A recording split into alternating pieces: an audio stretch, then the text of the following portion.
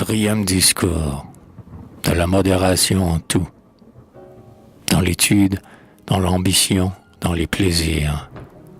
À Monsieur Helvétius.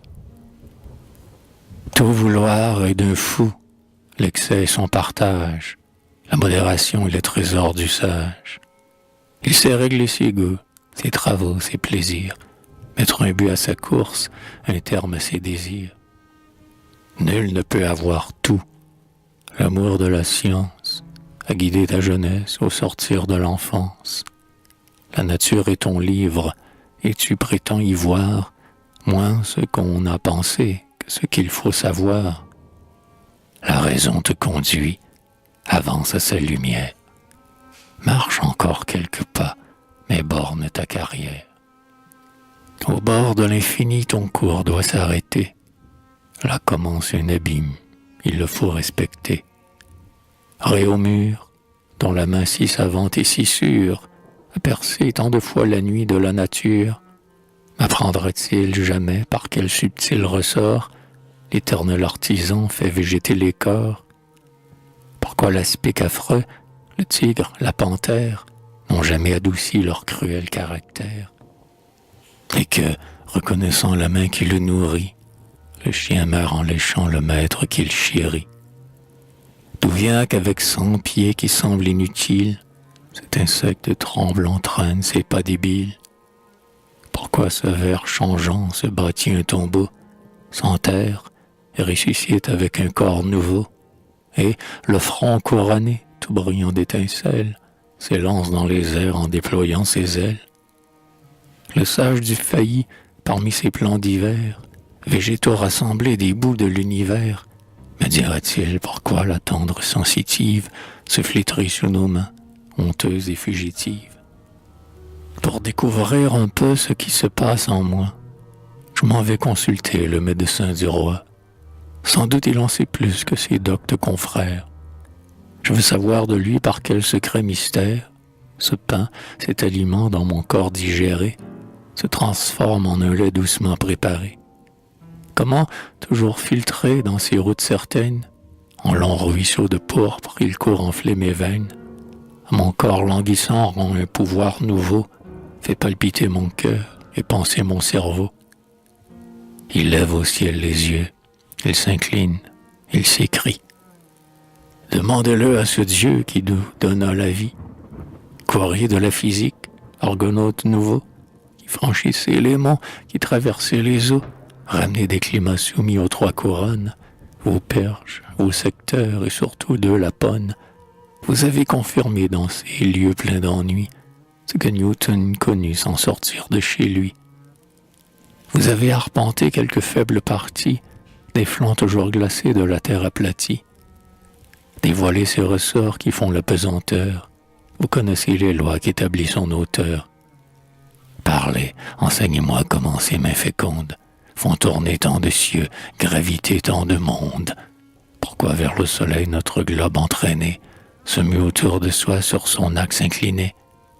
Parcourant 12 ans les célestes demeures, d'où vient que Jupiter a son jour de 10 heures? Vous ne le savez point, votre savant compas mesure l'univers et ne le connaît pas. Je vous vois dessiner, par un art infaillible, les dehors d'un palais à l'homme inaccessible.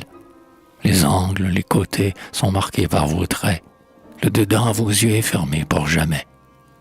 Pourquoi donc m'affliger si ma débile vue ne peut percer la nuit sur mes yeux répandus?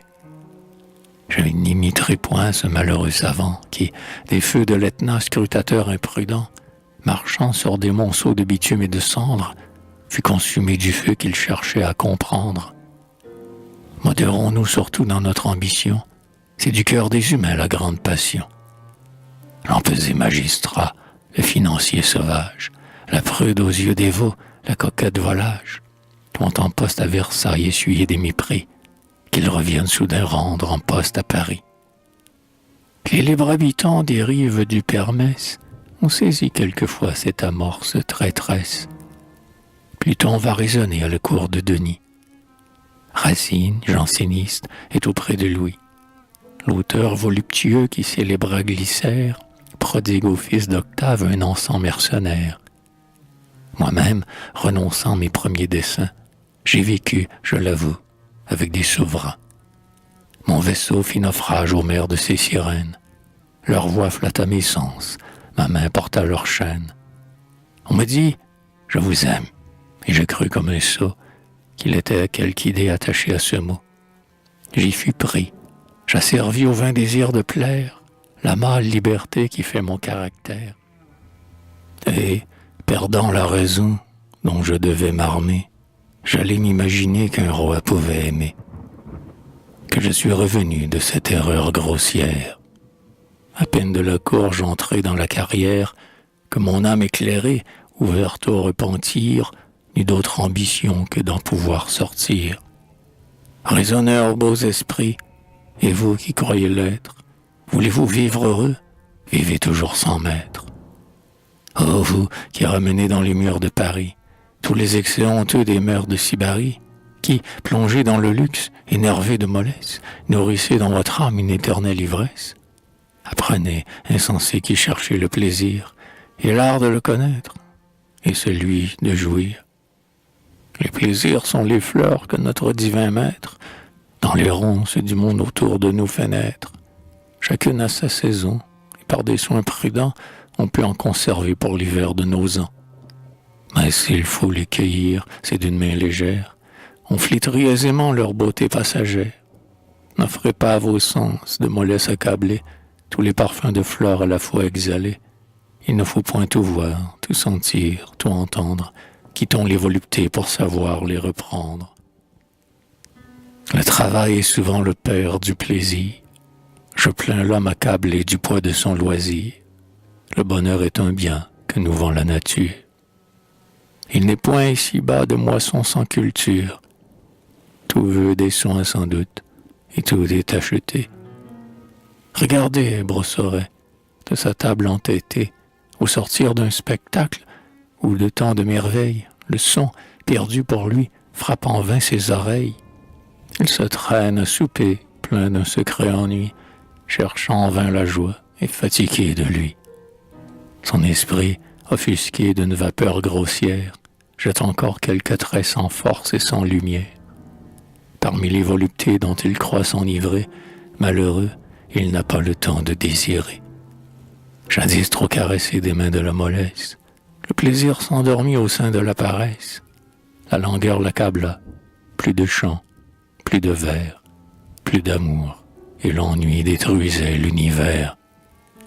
Un Dieu qui prit pitié de la nature humaine, mit auprès du plaisir le travail et la peine. La crainte l'éveilla, l'espoir guida ses pas.